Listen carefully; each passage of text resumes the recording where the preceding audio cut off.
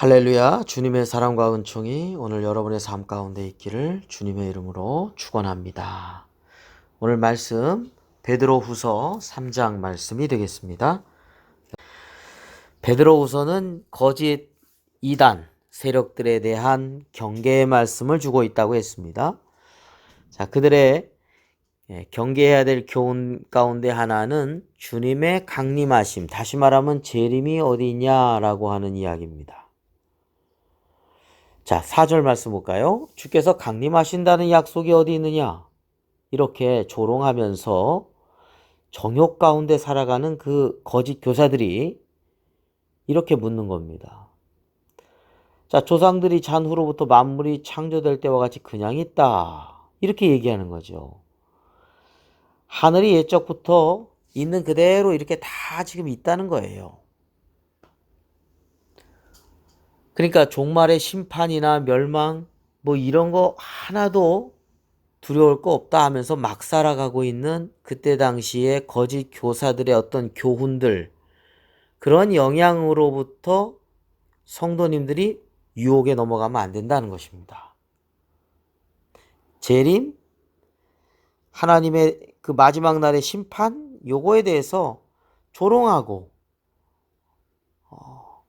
그리고 그것에 대해서 귀중하게, 그 가르침을 귀중하게 받아들이는 것이 아니라 아주 우습게 생각하는 그러한 풍토를 가지고 있었던 것이죠. 자, 그에 대해서 사도 베드로는 세 가지를 이야기하고 있습니다. 자, 첫 번째로는 심판과 멸망의 날 반드시 있다 라고 하는 것입니다. 자, 세상이 6절 보면 세상이 물이 넘침으로 멸망하였을 때, 그때에 노아의 홍수 때를 가리키는 겁니다. 노아의 홍수 때 세상이 물로 심판을 받아서 멸망받지 않았습니까? 구원받은 사람이 8명밖에 안 되니까요, 노아 가족. 자, 이제는 하늘과 땅이 경건하지 아니한 사람들의 심판과 멸망의 날까지 보존하여 둔 거라는 것입니다. 하늘과 땅을 하나님이 보호하신 것은 경건하지 아니한 사람들이 심판과 멸망의 날을 맞게 되기 위해서 보존해 둔 거야. 이렇게 말씀하시는 겁니다. 심판과 멸망의 날이 있다는 것이죠. 어떻게 되는 걸까요? 10절 말씀 보니까 하늘이 큰 소리로 떠나가고 물질이 뜨거운 불에 풀어지고 땅과 그 중에 있는 모든 것이 드러나리로다. 여기서 드러나리로다 라고 하는 것은 탄다, 타지리라. 관주에 보면 그렇게 나오죠. 물질이 뜨거운 불에 풀어지고 땅과 그 중에 있는 모든 것이 타 들어간다는 겁니다. 그러니까 하늘과 땅이 불로 심판받게 된다는 것을 의미하죠. 소돔과 고모라 성이 불에 의해서, 유황불에 의해서 심판받지 않았습니까? 자, 그것은 어떤 면에서 마지막 심판에 대한 그러한 본 예라고 할 수 있다는 것입니다. 우리가 2장 6절에 이런 말씀이 있었죠. 그래서 소돔과 고모라 성을 멸망하기로 정하여 죄가 되게 하사 후세에 경건하지 아니할 자들에게 본을 삼으셨으며, 소돔과 고모라 성이 어땠습니까? 범죄의 도시였죠. 그래서 결국 불과 유황의 심판으로 멸망당하지 않았습니까? 마찬가지라는 것입니다. 멸망, 심판 있다는 것입니다. 하늘과 땅이 이번엔 대상이 됩니다. 물심판은 더 이상 없죠. 그래서 그 표시로 무지개가 생기지 않았습니까? 무지개 언약이요.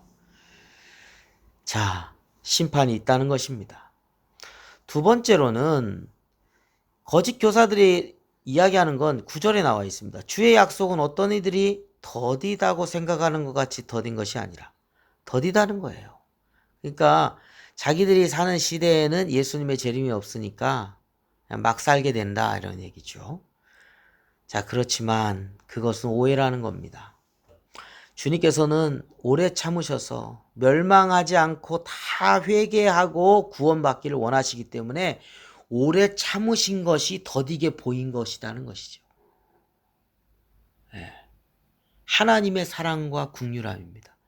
한 사람이라도 기다리시는 하나님의 긍휼과 사랑으로 된 것이지, 아예 안 오시나 봐, 그냥 막 살자, 이렇게 생각하는 것은 잘못된 생각이라는 것입니다. 그렇게 생각하고 계속 그렇게 살면 심판과 멸망의 날을 맞이하게 된다는 것이죠. 자, 그렇게 살면 안 되는 이유 중에 하나는 10절에 나와 있습니다. 그러나 주의 날이 도둑같이 오리니. 주님이 오시는 것은 그날과 그 시를 알지 못합니다. 도둑같이 옵니다. 그래서 우리는 깨어 있어야 되는 것이죠. 자, 그러한 가운데 사도 베드로는 마지막으로 이런 교훈을 주고 있죠. 11절입니다. 이 모든 것이 이렇게 풀어지리니. 자, 이제까지 한 것처럼 심판과 멸망이 경건하지 아니한 사람들에게 임하게 된다. 반드시 임한다. 자, 하늘과 땅에 불로 심판한다. 다음에 두 번째로는 주님의 약속이 더디 오시는 것이 아니라 그것은 하나님의 사랑과 긍휼로 오래 참고 기다리십니다. 도둑같이 온다. 자, 그러면 우리는 어떤 사람이 되어야 될 것이냐? 너희가 어떠한 사람이 되어야 마땅하냐? 11절에 보니까 어떻게 말씀하고 있습니까? 거룩한 행실과 경건함으로 하나님의 날이 임하기를 바라보고 간절히 사모하라. 자, 우리는 그의 약속대로 13절에 의가 있는 곳인 새 하늘과 새 땅을 바라보도다 했습니다. 그렇습니다. 우리는 거룩한 행실과 경건함으로 하나님이 날이 임하는 것을 사모하면서 이 땅에서 우리가 거룩한 행실과 경건함으로 살아가는 것이 마땅하다는 것입니다. 새 하늘과 새 땅을 바라보면서 복음을 증거하며 하나님 말씀에 순종하며 살아가는 삶이 되어야 된다는 것을 마지막으로 권면해 주고 있습니다. 오늘날도 마찬가지죠. 오늘날도 영지주의와 같은 그런 이단들이 있습니다. 생각해보면 그들은 막 삽니다. 그러나 그들의 결국은 멸망입니다. 심판입니다. 경건하지 아니한 사람들의 하나님을 두려워하지 않고 살아가는 자들은 결국 심판과 멸망을 받게 된다는 것을 다시 한번 말씀하고 있습니다. 우리는 어떻게 살아야 됩니까?